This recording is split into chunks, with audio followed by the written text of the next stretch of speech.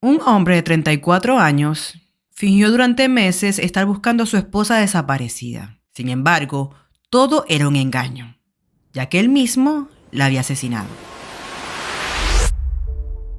Esta es la historia de Alexia Fouillot, quien nació el 18 de febrero de 1988 en Grès, Alto Saona, Francia. Hija de Isabelle y Jean-Pierre Fouillot. Sus padres tenían un bar en Grès, localidad donde su madre era concejala municipal. En el 2004, Alexia, una estudiante de secundaria de 16 años, conoció a Jonathan Daval, un estudiante de 20. Según los familiares de la pareja, esta fue la primera relación romántica de ambos. Se casaron 11 años después, el 18 de julio del 2015, en el ayuntamiento de Grès, y el matrimonio fue celebrado por la madre de Alexia. Después de una luna de miel en las islas del Pacífico, la pareja se mudó a una casa que había pertenecido a los abuelos de Alexia, y ellos la renovaron. La pareja era muy activa. Jonathan Daval practicó fútbol durante mucho tiempo, y Alexia era una excelente nadadora. Los dos también tenían una pasión común por correr. Jonathan nació el 16 de enero de 1984 y tiene 4 hermanos y 2 hermanas. Su padre, trabajador de una fábrica, murió de un infarto cuando él tenía 13 y su madre era enfermera. Tras una educación totalmente normal, Jonathan obtuvo su título en informática y fue contratado a los 22 años en una empresa de consultoría y mantenimiento informático. Él fue descrito por un familiar como alguien silencioso, tímido pero amable. Sus suegros lo consideraban como su hijo deseado y querían que todos tuvieran un yerno como Jonathan. Alexia obtuvo una maestría en Ciencias de la Educación y luego se convirtió en empleada bancaria en Credit Mutual. Y es así, como teniendo este contexto, es que vamos al día de los hechos. El 28 de octubre del 2017, Jonathan Daval, de 34 años, dijo que su esposa Alexia, de 29 años, salió de la casa en ropa deportiva, camino a trotar a un bosque cercano alrededor de las 9 de la mañana, mientras él se dirigió a su puesto de trabajo a las 10:45 para solucionar un problema de la impresora. Pero al regresar a casa notó que su esposa no estaba, por lo que junto a Gregory Kay, el cuñado de Alexia, decidieron salir a buscarla en auto en su ruta habitual para correr. Luego de no encontrarla y que Alexia no contestara su teléfono, los dos hombres pasaron entonces a urgencias y luego a la policía a denunciar la desaparición de la mujer. Las búsquedas se iniciaron de inmediato, pero desafortunadamente 2 días después, el cuerpo de Alexia fue encontrado parcialmente carbonizado y escondido debajo de las ramas en el bosque de Bèvres, en una ciudad cercana. La autopsia, según medios franceses, revelaba que había sido víctima de violencia y que la habían sofocado. Por eso, abrieron una investigación por asesinato. Este caso provocó una gran emoción a nivel nacional y creó un comienzo de pánico en la región, en particular entre los caminantes, senderistas y otros deportistas al aire libre, muchos en la zona donde se supone que Alexia salió a correr. Además, muchos vecinos conocían a sus padres, ya que estaban muy implicados en la vida del pueblo. Cientos de personas participaron en los distintos homenajes que se rindieron a la víctima, en particular el 5 de noviembre, donde casi 8.000 personas se reunieron en una marcha silenciosa. La fuerza de nuestra pareja nos hizo superarnos a nosotros mismos, en nuestras salidas y en nuestra vida común. Extrañaré terriblemente esta plenitud, dijo Jonathan Daval entre lágrimas en la marcha por su esposa. Los investigadores ya habían recolectado las versiones de más de 200 personas desde el descubrimiento del cadáver. Al principio, la hipótesis giraba sobre un abusador sexual cercano o de un posible amante de la víctima. Pero las autoridades enfocaron rápidamente sus sospechas en Jonathan, gracias a un nuevo testimonio brindado por uno de los vecinos de la pareja. Este testigo afirmó haber visto y oído desde su ventana el vehículo profesional de Jonathan saliendo de la casa de la pareja la noche anterior a la desaparición. Jonathan Daval se convirtió entonces en el principal sospechoso, pues él siempre negó haber utilizado ese vehículo, lo que también se contradecía con el análisis del sistema GPS integrado de este auto, que confirmó un viaje esa noche. Además, los expertos encontraron que las huellas de los neumáticos que se encontraron cerca del lugar donde fue hallada Alexia coincidían con las de ese automóvil. Por lo que para el 29 de enero del 2018, y 3 meses después de los hechos, Jonathan Daval fue arrestado. Después de 30 horas bajo custodia policial, Jonathan admitió el 30 de enero haber matado a su esposa, pero que fue un accidente. Para febrero del 2018, finalmente confesó. Sin embargo, ha cambiado su versión 7 veces y en cada oportunidad el relato ha tenido variaciones sobre los últimos minutos de su esposa. Para el 1 de octubre del mismo año 2018, Jonathan Daval presentó una solicitud de liberación. Él ahora negaba haber matado a su esposa y evocaba una conspiración familiar.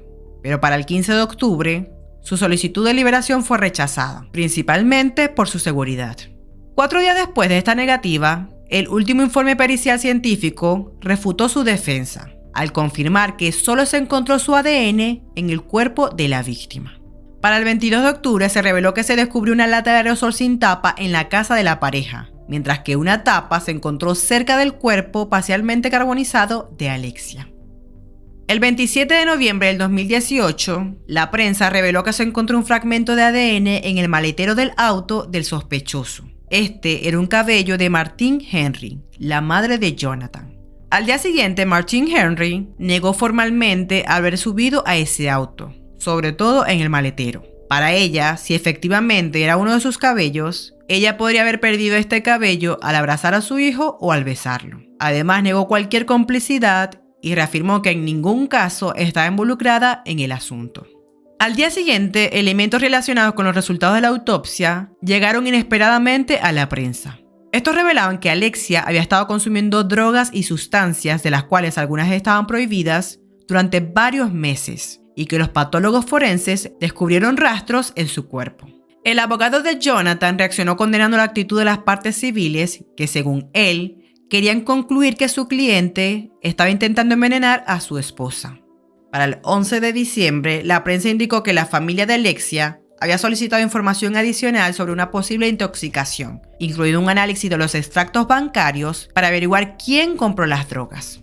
Las 3 moléculas que se encontraron en el cuerpo de la víctima fueron Zolpidem, un hipnótico que tiene los efectos de una pastilla para dormir, Tetrazepam, un relajante muscular que no ha sido legal desde el 2013, y Tramadol, un analgésico opioide. Según los análisis, parecen ser ingeridos regularmente durante casi un año antes de la muerte de la víctima, con un marcado aumento en los últimos meses. Este dato es incompatible, según la familia, con las precauciones tomadas por Alexia, ya que ella quería tener un hijo. Por lo tanto, la familia cree que Alexia pudo haber sido víctima de lo que ellos llaman una sumisión química dirigida por Jonathan. Tras estas revelaciones, la defensa declaró que no existía ningún elemento que permitiera acreditar el asesinato, la premeditación o el envenenamiento, y que la automedicación era una posible explicación. El fiscal estuvo de acuerdo con la defensa y rechazó la solicitud de actos adicionales formulada por la familia de Alexia, considerando que ya se conocían las causas de su muerte, y destacaron que ya existían 2 peritajes en el expediente relacionados con las drogas ingeridas por la víctima. Para el 17 de junio del 2019, se estableció una reconstrucción de los hechos en la antigua casa de los Daval, y luego en el bosque donde se encontró el cuerpo de la mujer. Durante el mismo, que comenzó a las 5 de la mañana para reproducir más o menos las condiciones nocturnas del asesinato, Jonathan terminó derrumbándose después de 1 año y medio de negación.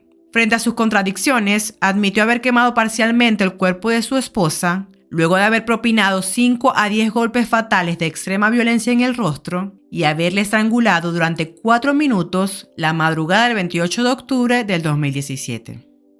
Finalmente, en noviembre del 2020, se llevó a cabo el juicio.